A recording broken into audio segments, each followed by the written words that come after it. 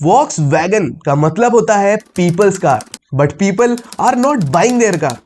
अगर हम बात करें नवंबर 2022 की, तो टाटा की 5 कार की इंडिविजुअल सेल्स भी वॉक्सवैगन की पूरी कार की सेल्स से भी ज्यादा है।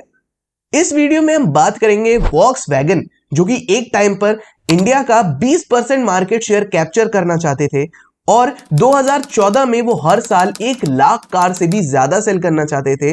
वहीं उन्होंने 2021 में सिर्फ 26,000 कार ही सेल करी हैं और अभी तक उनका मार्केट शेयर है सिर्फ 0.6%। और हम बात करेंगे वॉक्सवैगन 2.0 स्ट्रेटेजी की, जो कि उनका मास्टर प्लान है 2025 तक 5% कार मार्केट शेयर कैप्चर करने का। वॉक्सवैगन 2008 में लॉन्च होती है, जिसमें वो चाकंड में 3800 करोड़ का मैन्युफैक्चरिंग प्लांट लगाते हैं, जिसमें वो जेटा और पसाट की असेंबली करते हैं और ट्वारेग और फेटॉन को इंपोर्ट करते हैं।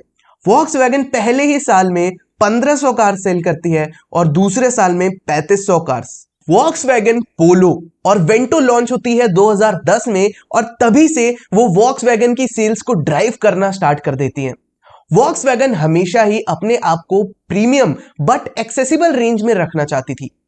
वॉक्सवैगन हमेशा ही अपने कार्स का प्राइस सेम सेगमेंट की कार से 1 से 2 लाख रुपए ज्यादा रखती थी, बट वो बेहतर ड्राइव एक्सपीरियंस और बिल्ड क्वालिटी प्रोवाइड करते हैं, जो कि बहुत से ब्रांड्स में नहीं है। वॉक्सवैगन की कार्स का प्राइस इसलिए भी ज्यादा था क्योंकि इंजन और ट्रांसमिशन सिस्टम के पार्ट्स बाहर से इंपोर्ट होते थे। वॉक्सवैगन का अलग ही फैन बेस था और उनके स्पेशल फीचर्स जैसे back horn, anti pinch windows और one touch up down windows 2010 तक किसी भी हैचबैक में देखने को नहीं मिलते थे।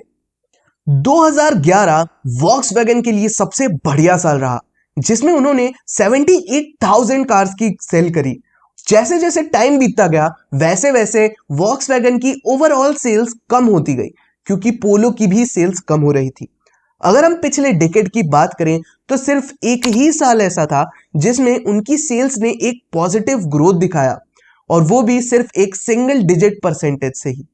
वॉक्सवैगन की बिल्ड क्वालिटी भले ही तगड़ी हो, लेकिन उनकी पोस्ट सेल सर्विस बहुत ही महंगी है। वॉक्सवैगन की कार्स में जो सिंथेटिक ऑयल पड़ता है, वो नॉर्मल इंजन ऑयल्स के मुकाबले 2 गुना ज्यादा महंगा है, और वॉक्सवैगन की सर्विस ही बहुत ज्यादा महंगी है। वॉक्सवैगन की सेल्स भले ही इंडिया में कम हो रही थी, पर वो हर साल प्रोडक्शन के रिकॉर्ड तोड़ रही थी। वॉक्सवैगन की इंडिया में बनी कार पूरे वर्ल्ड में 61 कंट्रीज में एक्सपोर्ट होती है, जिसका फ्रेश एग्जांपल है वॉक्सवैगन टाइगून, जो टी क्रॉस के नाम से मैक्सिको में बेची जाती है। वॉक्सवैगन के इंडिया में कुछ साल काफी क्रिटिकल रहे हैं। कोविड के टाइम से 2020 से उन्होंने अब तक 6 कार्स की सेल इंडिया में बंद कर दी है।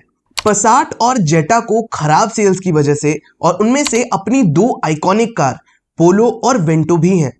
टी रॉक और टीगुआन ऑल स्पेस सिर्फ इसलिए लाई थी क्योंकि वर्टुस और टाइगॉन लॉन्च करने में उन्हें टाइम को भरना था, और टी रॉक के सिर्फ 2000 कार्स ही इंपोर्ट हुई थी।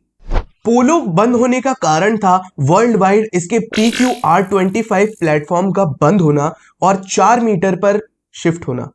इसकी वजह से 6 से 9 लाख रुपए के प्राइस पॉइंट पर पोलो को अवेलेबल कराना बहुत ही मुश्किल था, और वर्ल्ड वाइड इस कार के बंद होने की वजह से इसके स्पेयर पार्ट्स को भी मंगवाना एक्सेसिबल नहीं था।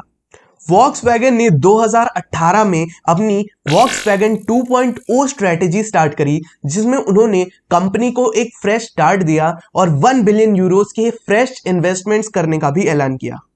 वॉक्सवैगन 2.0 में उन्होंने अपनी सबसे बड़ी प्रॉब्लम सर्विस कॉस्ट को टारगेट करा है। 95% लोकलाइजेशन टारगेट की वजह से पार्ट्स के कॉस्ट काफी कम हो गए हैं, और उन्होंने इंजन ऑयल के रेट भी 30% तक कम करने का प्लान करा है। और अब कोई भी आदमी 7,000 रुपीज पर ईयर में अपनी कार को मेंटेन कर सकता है। वॉक्सवैगन 2.0 के अंदर उन्होंने अपनी दोनों कार्स वर्टुस और टाइगून और अपनी सिस्टर कंपनी स्कोडा की कार कुशाक और स्लैविया को एक ही प्लेटफॉर्म पर MQB AOIN पर बनाने का डिसीजन लिया। इस मूव से उनकी मैन्युफैक्चरिंग कॉस्ट काफी कम हो जाती है, क्योंकि सेम प्लेटफॉर्म पर बनी कार्स के 30% पार्ट्स सेम होते हैं।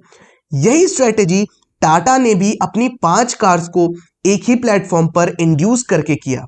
वॉक्सवैगन 2.0 के अंदर वॉक्सवैगन का अभी तक का सबसे फ्रेश पोर्टफोलियो है, जहां पर उनकी कोई भी कार 1.5 साल से पुरानी नहीं है। वॉक्सवैगन अपने कस्टमर्स को एक फ्रेश अपग्रेड देना चाहता है फ्रॉम वेंटो एंड पोलो, और आपको ये जान के हैरानी होगी कि वर्टोस के 20% कस्टमर्स पोलो के रिटर्निंग कस्टमर्स हैं। वॉक्सवैगन टिगुआन उनके पोर्टफोलियो की एक लग्जरी एसयूवी है, जिसमें उनका टारगेट है एक महीने में सिर्फ 100 एसयूवी सेल करने का, जहां पर उससे कंपीट करती हैं एल्काजार और जीप कंपस। फ्यूचर में अगर पोलो लॉन्च होती भी है तो वो भी MQB AOIN प्लेटफॉर्म पर ही बनेगी। वॉक्सवैगन का 2.0 अभी तक ना तो बहुत ही ज्यादा सक्सेसफुल रहा है और ना ही फेलियर, लेकिन इतने सालों में वॉक्सवैगन ने डिमांड एक्सेस को अचीव कर लिया है। वॉक्सवैगन के पास टाइगून की एक साल में 45,000 बुकिंग्स आई हैं, पर वो अभी तक सिर्फ 25,000 ही डिलीवर कर पाए हैं सप्लाई चेन इशू की वजह से, और ये नंबर भी इंप्रूव हो रहा है। वर्टुस की भी वॉक्सवैगन के पास 20,000 बुकिंग्स आ चुकी हैं। इंडिया में लॉन्च होते टाइम 3800 करोड़, वॉक्सवैगन 2.0 में 8,000 करोड़ और बीच में 5,700 crore, total 17,500 crore Volkswagen India में इन्वेस्ट कर चुकी है। But returns are not fruitful. जहां उनके ब्रांड्स लैम्बोर्गिनी, ऑडी और पोर्शे अच्छा परफॉर्म कर रहे हैं, वहीं स्कोडा और वॉक्सवैगन स्ट्रगल कर रही हैं। अब देखना यह होगा कि आने वाला समय वॉक्सवैगन के लिए कैसा रहता है और वो अपने 5% के मार्केट शेयर के टारगेट को अचीव कर पाते हैं या नहीं।